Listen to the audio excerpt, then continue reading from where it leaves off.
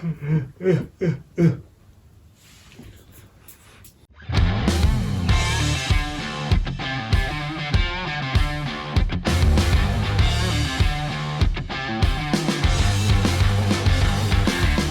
い、柳さんお疲れ様です。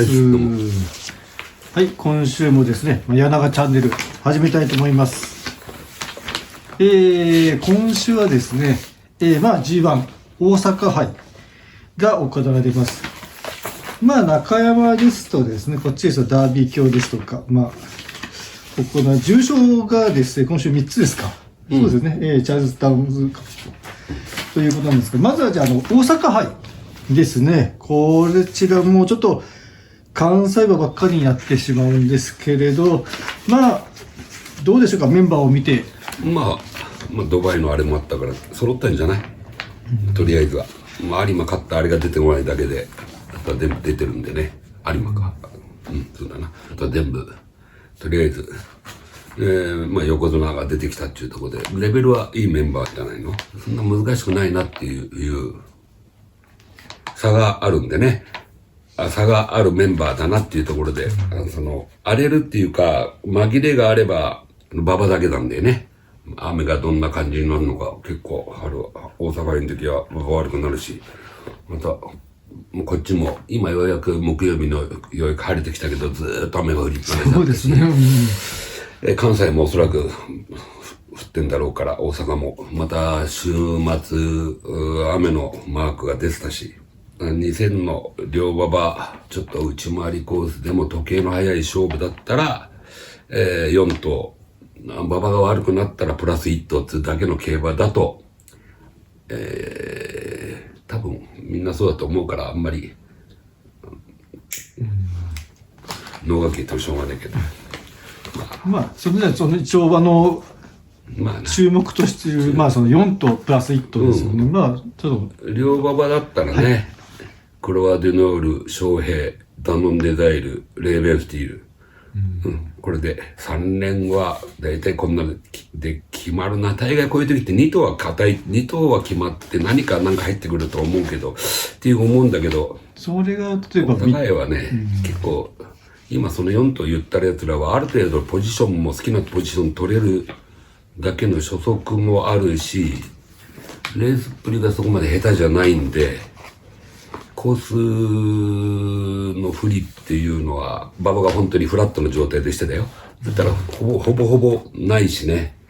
動きどころも自分で勝手に動ける馬たちだから、有力馬同士の牽制でうんぬんかんぬんってことはないと思う。牽制があるとの名称が逃げるんだろうから、おそらくどっかしら鼻立つんだろうから、ほっとくっていうところだけど、両馬場なら追っかけていって間に合っちゃうと思うからね。道あるで名称が生き残るかなっていうところ、息を吹き返すかなっていうのがあるけど、どのくらいの道あるかっていうのはまた分からないし。そうですね。やっぱり馬場が悪くなったら名称の逃げっていうのは絶対にちょっと。ただね、初速も遅いんだよな。スタートしてからわずかが遅いんだよね。で、その間にセイン・ハーディスとかっていう、ちょっとこれね、逆のパターンで悪くなっちゃったって言い方おかしいけど、大事に使って、その JC で木をてらった、あれやって、この間の中山記念も馬がもう力んじゃって、もう自爆競馬やっちゃってるもんな。2回連続。だからね、多分ね、抑えようと思ってもうまいこと抑えらんないんじゃねえか。行く気はなくても、うまいことリラックスして走れれば、可能性が残る馬ではあるけれど、福島なんかも勝った時は七夕だったっけな、いつかどっかでそうですね。強かったから、コース適性も決してないわけじゃないし、なんだろうな、元気になりすぎちゃったっていうのを競馬で、それを2回連続やっちゃったからね。そうですね。おそらく競馬は失敗してるなっておそらく思ってると思うんだよ。だから、指す形には持っていくと思うんだけれど、力んじゃう可能性があるな。道割りになったらもうファストラーゼンとかなんかも穴っぽいのがこの辺かなきゃな、ヨーグレイカもいいもんな、ここまでだもんな。あとはもうないし、そんなに荒れないし、配当馬券的にも、むしろ難しいっていうか、人気どころのあれだから、取ったところで、元取りとか取り紙とかそういう競馬になっちゃいそうな気もしないでもない。決めてる人がいればね、この馬で硬いともいれば。両馬だったら翔平、本当にパンパンの馬場だったら翔平だと思うんだけどね。まあ、パンパンの馬場はちょっと望めないかなっていう気がする。どこまでの馬場なのかっていうところで。このワドナールは、まあ、凱旋門で、ああいう競馬したけど、まあ多分、持っていかれるってことはないだろうし、動けるところに動けるって形ができる馬になったから、むしろいいかもわからないしな、一回は。俺はちょっと考えつかない。だから4頭プラス道割るでっていうところだと思う。多分みんなそうでしょ。この意見が8割ぐらいだと思う。俺もそれ以上。そうですね。まあ、あとは順番付けをどうしようかなっていう感じですかね。それは決めないってか分かんない。そこの言い方はやっぱりちょっと開きがあるかなっていうのはやっぱりみんなと思うけど、ダノンデサイルとかってどうですかね。馬体とか調教とかって見てますか？全然、まあ普通なんじゃない？全く、もう関西ばっかだから、そんなに。ある程度全力投球なんだろうな。こう叩き台っていうことないもんね。この後は宝塚に行くのかっていう形になると思うけど。まあ、パンパンの両馬だったら、まあ、翔平。まあ、ある程度回復するようでも翔平という感じですかね。まあ、悪くな、ちょっと滑るような馬場とか重たい馬場だったら、もう黒はのが上に来ると思う。こんな感じでいいんじゃない？何にも参考にならないよ、高いは。いつもと。まあ、あとは土曜日の、毎日、なんだっけ、NHK マイルの、ダービー卿ですかね。チャーチルズタウンカップっていう向こうで。チャーチルズですね。はい。ここね、ちょっと俺馬券買おうかと思ってんだけどね。結論から言っちゃえば、はい、アスク。相手に、まあ、アンドゥーリルか、パルセか、あとサガール、サンダーストラックってのはその次ぐらいで、これで当たるのかなと思って。結構あっさり決まっちゃいました。関東馬はリゾートアイランドいるな。これは道悪、そっか、ここも馬場か。これ道悪になったら、プラス材料がありというところで、道悪になったらこれが大きく浮き上がってくるかな。時計がかかる馬場だと。あんまり気がないんだけど。まあやっぱりアンドゥーリルがどうする？いや、まあ、アスクだろ。アスクです。アスク意気込み。まあ1000勝ですね。この前の本物だわ、東京で。見ましたか、東京。イメージ的にはデビュー戦80点ぐらいの体勢だったかな。何も体もできてなかったし、仕草もかなり子供だったけど、まあ、時計が全体の時計遅かったけど、そんな速くないけど、レースっぷりは非常にいいと思うよ。ジョッキーが最初動かして好位取りに行けたし、もうスタートも普通に速かったしね。速いっていうか、普通に速くも、出られたし。どっちも力まなかったし。走ってる姿勢がいいわ。馬もいいし。この中で8割っていうのは、今回。全然、だから、この中間は見てないけど、まあ、あれから比べりゃいくばくかは、プラスがあるはずだから、十分だと思う。それで。このメンバーだったらいけると思う。でもなんか印あんまりついてないような。そんなことないと思うよ。結局は雑誌はついてないけど、実際は関西のトラックもみんなつけるんじゃねえかなっていうふうに俺は思うけどね。結構、質が高いから。この雑誌してるけど、関東のかな関西かわからんけど、印出てる。向こうの新聞だったらつくんじゃないかなっていう気がするよ。もっとレベルだと思う。ということで、関西2つの重賞はざっくり終わってしまったけど。週末は柳長チャンネル。競馬予想は馬三郎。関東は、あれだな。今週から一応 B コースか。そうなります。今週来週が B コースで、またさつきの時だけ時の C コースってわけのわかんねえ。毎年、なんか、これが問題になるっていうか、なんかテーマに上がるけど。なんかちょっと聞いた人は結局昔、C コースにしちゃうと、お客さんとの位置が近くなっちゃってとか、そういう意見だからがあって。C コースでフルゲート18頭っていうのはかなり窮屈なんだけれど、まあギリそれでやってきたんだからね。で C コースだけやるともう皐月の時だけやるともう明らかに内が有利な馬場になっちゃうから、まあそれでみんな早めに動いて、去年のミュージックマイルなんかはミュージックマイルだったっけな。ミュージャンな。ですね。だからそれどんずばにクロアデノールが前を掃除したら食っちゃったっていうところがあったけれど、まあまあ皐月はまあまあ皐月でいいや。ただ B コースに変わった今週の馬場、やっぱり先行は圧倒的に有利だろうね。痛みがカバーできてそうだもんな。今の先週までの馬場見ると。傷んでてはそんなになんか、3、4コーナーがやっぱり重たいんだよ。4コーナー曲がりところが、曲がり口のところがあそこ重たいから、あそこがカバーできちゃうから、相当いいと思う。それと中山は本当に先週もそうだけど、1006とか22とかの外回りは前が強いんだよ、不思議と。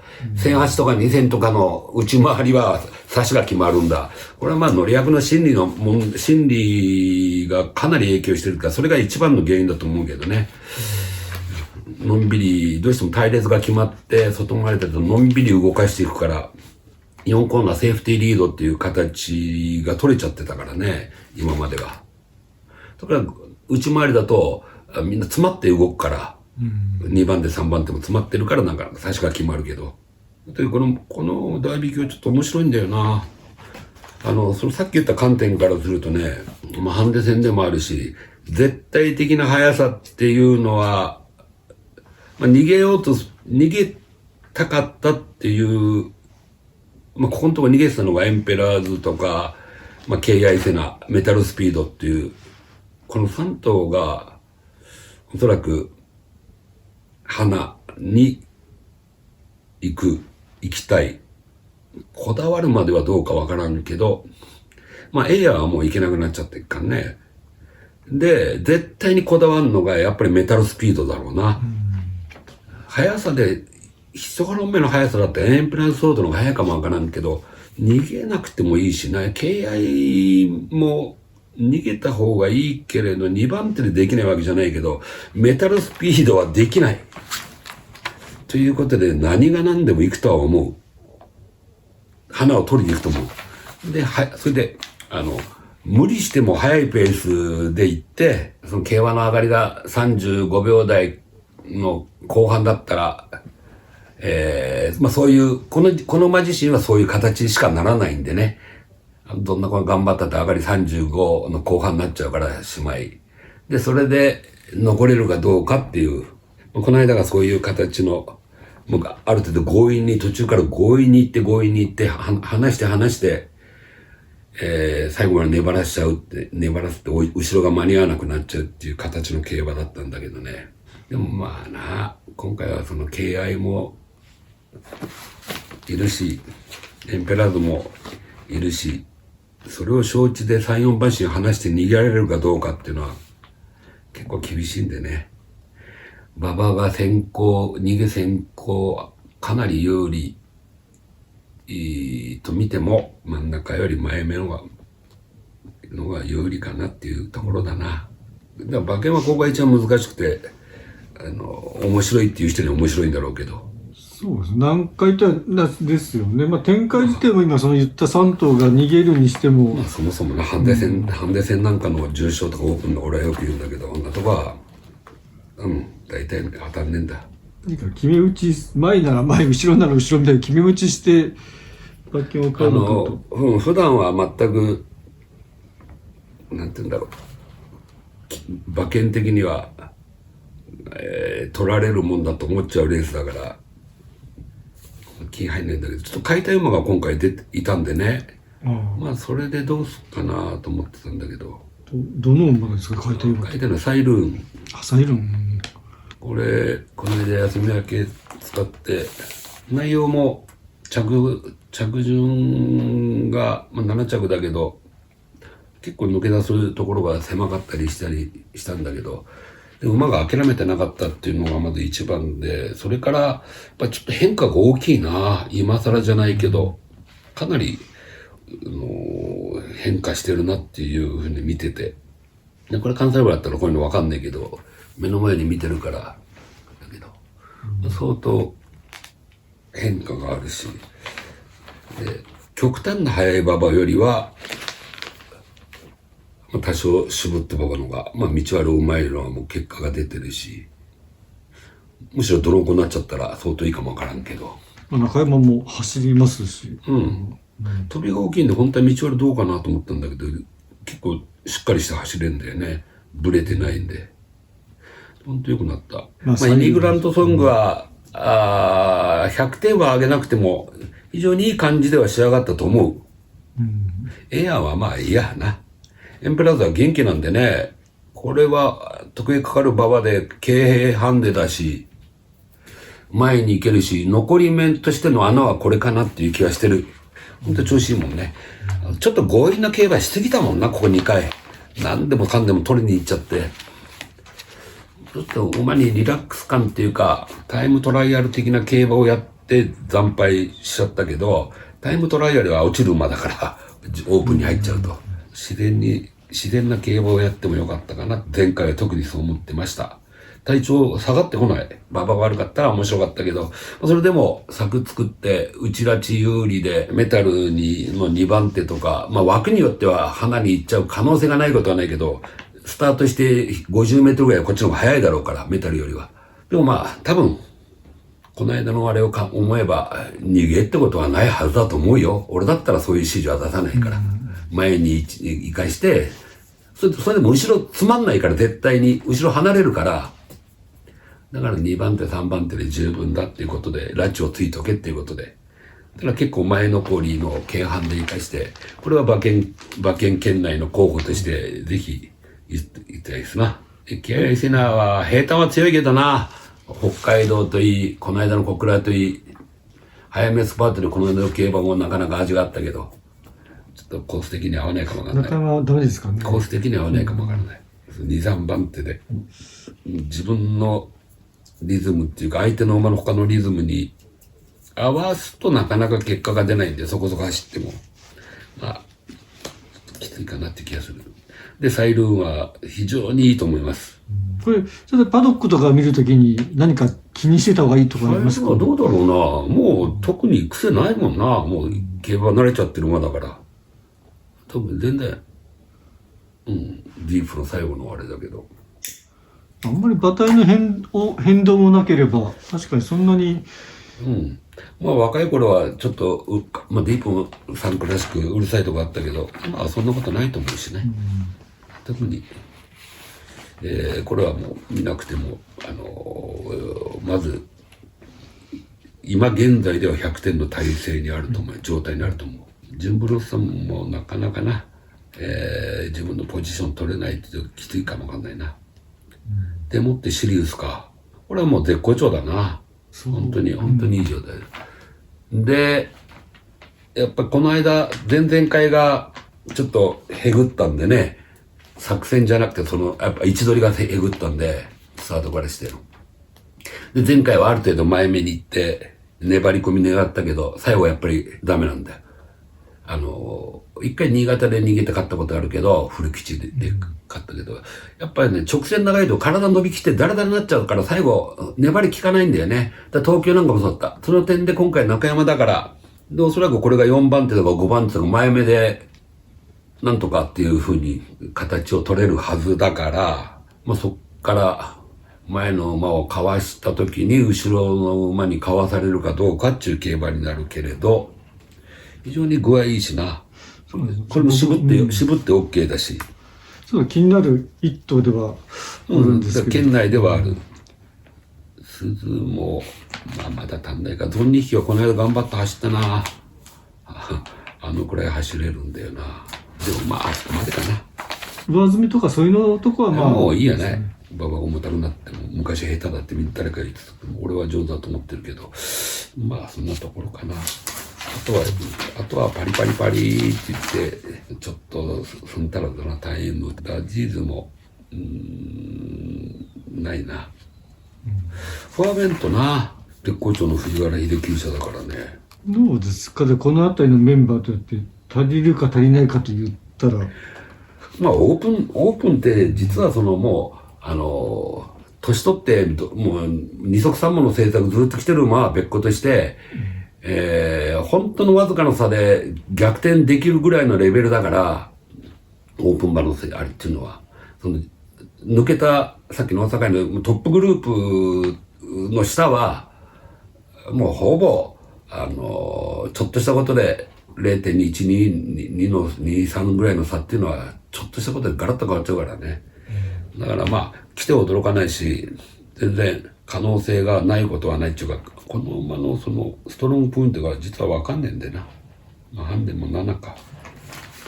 意外と競馬会もあんまり重たくはしなかったな。ブエナ温度は、何分50、ベナ温度58ぐらいそうですかね。ここまで来ると思わなかったけどな、実際。このファーベントとかブエナっていうのは、そうだな。メンバー的に当然注意が必要なんだろうね。多分、まあ、1番人気、2番人気になってもおかしくない2頭な感じはするんですけど。そうだよな。確かにメンバーが、やっぱりみんな寸足らずばっかりだからね、オープン特別で強い、本当に強いマイラーっていうのが出てないから、まあ、ハンデ戦だから出ないわな。普通に。そうですね。この辺りが1番人気、2番人気となると、ってなると、ちょっと他の馬にもと色気がすごく出てくるんですけれど。全然あるんじゃないの。ハンデ戦の重賞は。ハンデ戦のね、わからんよ。本当に。マーチスティックスもハンデ戦で荒れてるし、荒れるっていうか、あれが荒れてはいないんだけど、荒れた配当になるってやつだな。わかんないだけで。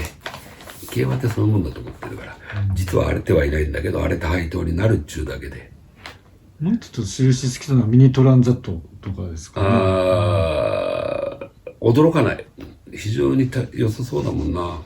で、この馬は結構足先力強いから、馬場が傷んでもいいし、まあそれは結構そういう馬多いな。馬場悪いのはそこまで不利じゃないっていうレベル。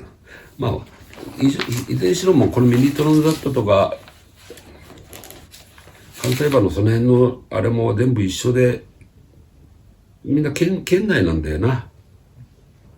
だからたくさん出ちゃう。だから何とも言えない車がたくさん多すぎるけれど、個人的にはサイルーンから行きたいのと、そういうんだよ。それと馬場がもうちょっと思った以上に雨が残ってたらエンペラーズソードの前残りっていうのでちょっと目はこれからかなというふうには思ってるけどな。だからエンペラー、サイルーン、シリウスコルト、それとなんかさっき言ったファーベント、ブエナ、ミニトラン、っていうところになるんだろうけど、追い込み馬っていうのはなかなか買いづらいんだよな。中山の B コースにした手前、結構強烈に流れていくけど、来る可能性がある馬たくさんいるから10頭ぐらいもいるもんな。でもまあ、車も、でも買いたい馬がはっきりとしてたら、まあなんか、このレースに関してはね、参考になりました、僕。この土曜日の重賞のアスクは買いたい。これは買い、これは頭でしか買わないから、そんなに点数が多くなんねえからいいけど、サイルーンの場合は多くなりすぎるな。頭もなかなか買いづらいんだけどね。エンペラーとかサイルーンは、なんか、うまいことを絡めて買いたいなっていうシリウス、その次シリウス。3番目がシリウス。馬券の順でいけば、あとは関西馬が、関東馬3頭がまず馬券のあれで、こんな感じで参考にはならないね。最終的なまあ印の方はこれからのなりますけど、馬三郎といったらコンビニプリントで確認していただければ。結構2歳馬が増えてきましたね。だな。で、まずあれですね、あれを教えたい、ですね、どうしようかな。また今年も、コンビニペイでトラン巻き POG の新聞を出すんですけれど、2歳馬がだいぶ増えてきましたけれど、どうですか今パッと見、やっぱりなんか有力厩舎にもポンポンと馬が入ってきたりとかしてて。まだ全然何も気にしてない。まあ、結構やってるのがもう、いたけど、一歩やって、今一番やってるの滝厩舎かな。決戦とかやってますね。早いとこやりましたからね。もう2本やって、2頭は放牧行ってる。で、昨日やった、あれは走るな。どこで降ろすかわからんけど、なんだタリスちゃんでしたっけ？なんか忘れちゃったあれは走るわ。走りますか？あれは最初から多分勝てる馬だろう。名前も覚えてねえけど、もう来週もいねえだろう。放牧行ってる。まあ、放牧一本やって放牧ってパターンが余ってる。いたってしょうがないのから、競馬は長いから。で、先週までやった2頭は函館で降ろす予定では、1週目と4週目ぐらいのことは聞いてるけど。大体その話は出てるってことですね。早いとこやったやつはちょこっと聞いてはいるけど、昨日のはいいな。もう普通に本命になってくるよ。まあ、全然いいや。あれは、北海道じゃねえと思うから、まだ聞いてないんだよ。人合わせはそういえば、原曲追い切りやってましたね。単走でのんびりいけたね。で、これで、週末入ったら合わせ馬やると引っかかんじゃないか、今日一匹でやったから。で、これはもうモレーラ限定だから、次はシンガポール香港どっちだったっけなシンガポールか香港モレーラ限定。香港か。モレーラ限定、モレーラしか、やっぱ漁せないっていうことで。でもやっぱり、この間勝ったけど、モレーラにはまだ、モレーラの口っぷりは不満たれたらだったし、こんなんじゃっていうことだったらしいけど、よくわからんけど、他の人間じゃこの馬は乗れないだろうってことで、こっちでどこを使うじゃなくて、モレーラを求めて外国に持っていくっていう。だから、香港か。4月香港なんだっけそう、確かあるもんね、毎年。シンガポールじゃ香港があるよね。あれ、マスカレードポールってあれどこだったっけ今日、追い切られましたけど、どこっすか？いや、もう忘れちゃったよ。外国。香港ですね。マスカレード。あ、そう。はい。じゃあそこに、シトラウスもそこに行くんだった。レーザー違うだろうけど、マイルぐらいに。で、住所3つあっても喋ることねえよ。で、他になんかありますか？なんか。ちょっと調べてねえんだけど、買いっていうのは3つよって言ったけど、オッズ次第で買おうかなって思ったけど、どんな人気なのかわかんねえから、まだ全然調べてねえんだよな。日曜日の妻やか。ダート一生クラス。土曜日ですかね。土曜日に津山。6レースのダート代わりでアビアントっていう、これがちょっと、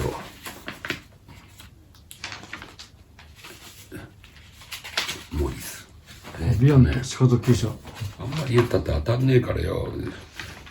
時間が短いから言ってるだけで。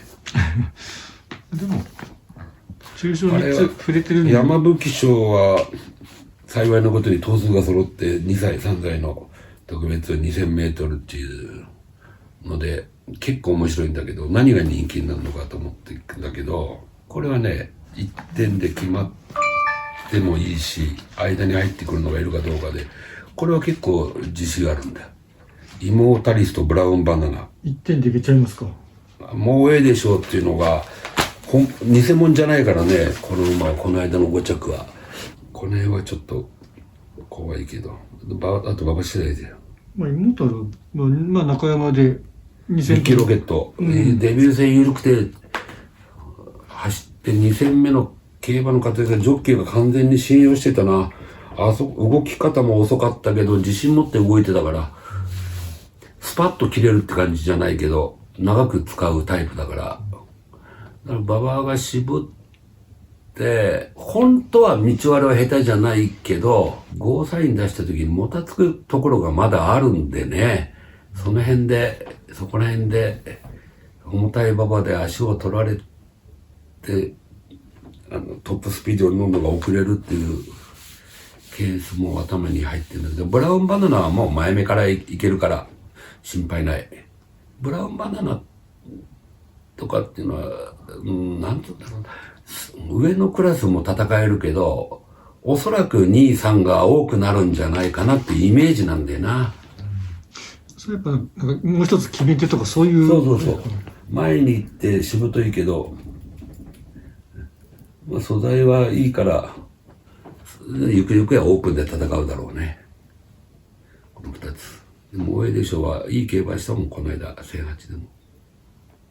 そこまでしかいない。関西馬なんとか来てるけど、大したことないな。と思ってる。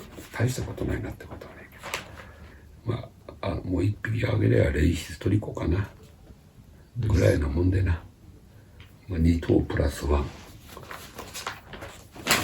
そうだなっちゅうとこだな。現在の一生のダートのメンバー、いいメンバーが揃ったけど、珍しく平地にしては。面白いんだよな、ここ。日曜の7レース。やっぱダートはどうした、じゃあ芝の一生クラス、芝の1002。日曜7レースですね。芝 1200m。一生クラス。面白いっていうか難しい。難しいですよね、パッと見。難しいんだよ。難しいんだよなんて言ったけど。元気。馬がビビんなければ。ビビりや元気が。馬でビビらなければ。いいなと思ってるけど。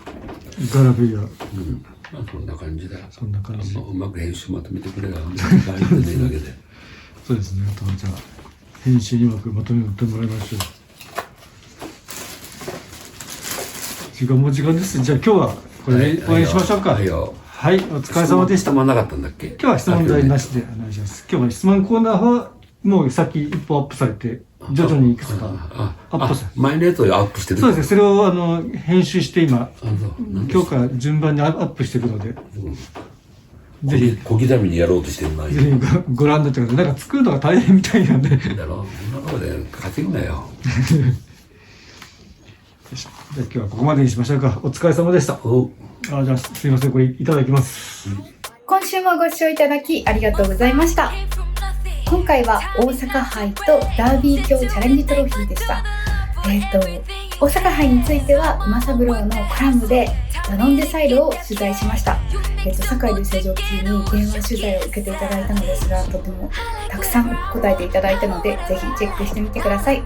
そして、ダービー卿チャレンジトロフィーの方は、私はイミグラントソングを応援しています。中山の戦六、昨年のニュージーランドトロフィーで勝っていますし、石川祐希とジョッキーがすごく大切にしている馬だなという印象があります。このペアでまた、中山の戦力ということでとてもワクワクしています。私ももっと人気になるんじゃないかなと思っていたんですけど、今見たらそうして4番人気だったので、ちょっとこれはいいおいしくいただけるんじゃないかなと期待しています。ということで、柳永さんのコラムが読めるのは矢場新馬三郎です。ぜひチャンネル登録もよろしくお願いいたします。